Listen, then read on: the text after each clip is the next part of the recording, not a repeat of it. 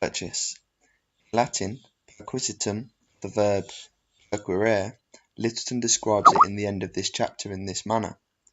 Also purchase is called the possession of lands or tenements that a man has by his deed or agreement, unto which possession he comes not by title of descent from any of his ancestors or his cousins, but by his own deed. So that I take it, a purchase is when one comes to lands by conveyance and rightful title, and that decisions, abatements, intrusions, usurpations, and such like estates gained by wrong, are not to be called purchases, but oppressions and injuries. Note: purchasers of lands, tenements, leases, and hereditaments for good and valuable consideration shall avoid all form of fraudulent and covetous conveyances, estates, grant, charges, and limitations of use of or out of the same, by a statute made since Littleton wrote, 27th reign of Elizabeth, chapter 4, 13th reign of Elizabeth, chapter 5, whereof you may plainly and plentifully read in my reports, to which I will add this case. I.C. had a lease of certain lands for 60 years, if he lived so long, and forged a lease for 90 years absolutely, and he, by indenture, reciting the forged lease, valuable consideration, bargained and sold the forged lease and all of his interest in the land to R.G. It seemed to me that R.G. was no purchaser within the statute of the 27th reign of Elizabeth,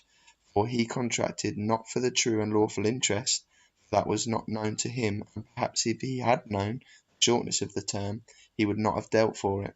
but the visible and known term which he purchased was forged, and although by general words the true interest did pass, yet he gave no valuable consideration for it, neither did he contract for it,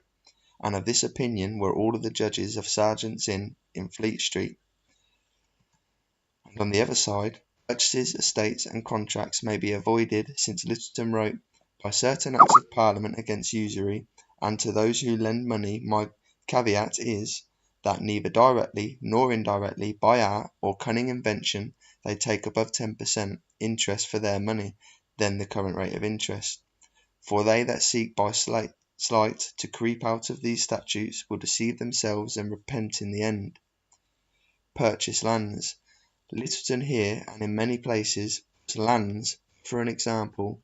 His rule extends to signories, rents, advowsons, commons, estoras, and other hereditaments of what kind of nature soever. Land.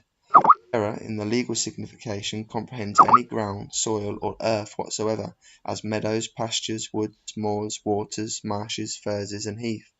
Terra, es nomen generalissimum comprehendit omnes species terrae, but properly terra dicitur a terrendo, qui vomere territur, and anciently it was written with a single R, and in that sense it includes whatsoever may be ploughed, and is all one with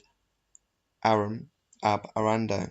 It legally includes all castles, houses, and other buildings, for castles, houses, etc. consist upon two things, which are land or ground, and as the foundation or structure thereof, so that in passing the land or ground, the structure or building thereupon passes therewith. Also the waters that yield fish for the food and sustenance of man are not by that name demandable, but the land whereupon the water flows or stands is demandable, as for example 20 acres of land covered with water, and besides, the earth does furnish man with many other necessaries for his use,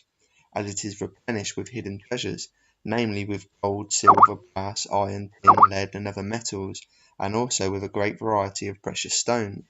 and many other things for profit, ornament, and pleasure, all which pass by the general name of land. Lastly, the earth has in law a great extent upwards,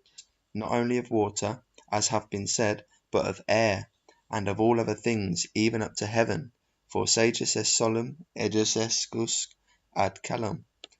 And albeit land, whereof our author here speaks, be the most firm and fixed inheritance, and fee simple the highest and most absolute estate that a man can have, yet may the same at several times be movable, sometime in one person, and alternis visibus in another, nay, sometime in one place, and sometime in another. As for example, if there be 80 acres of meadow, which have been used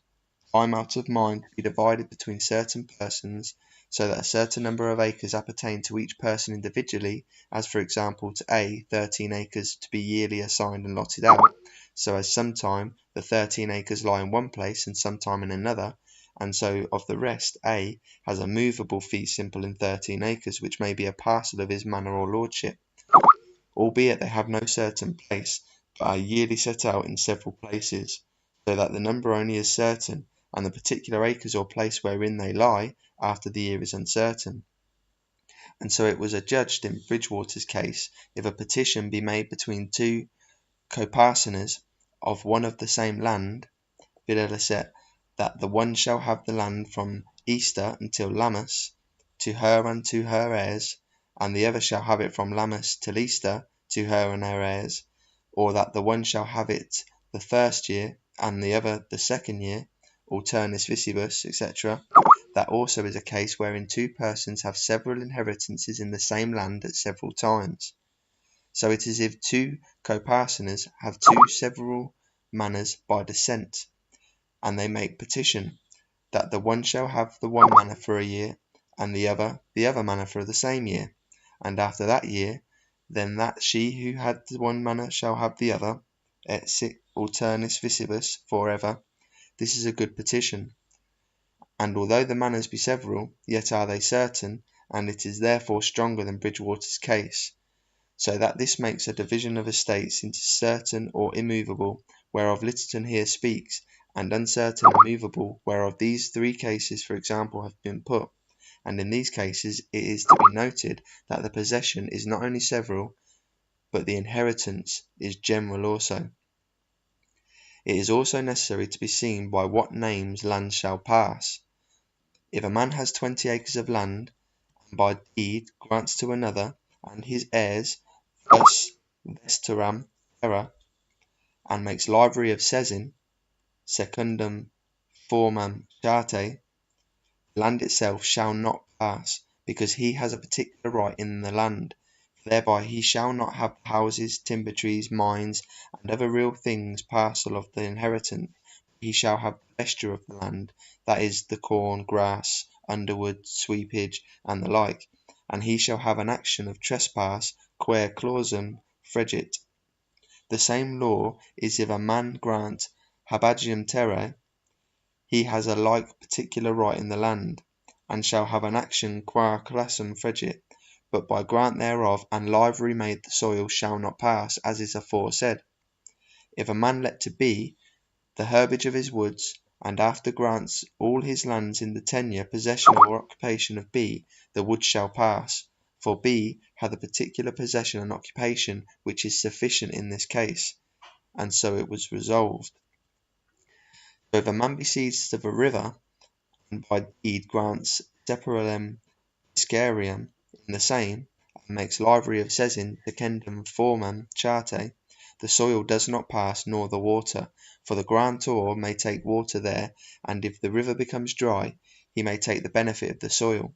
for there passed to the grantee but a particular right, and the livery being made secundum formae charte cannot enlarge the grant.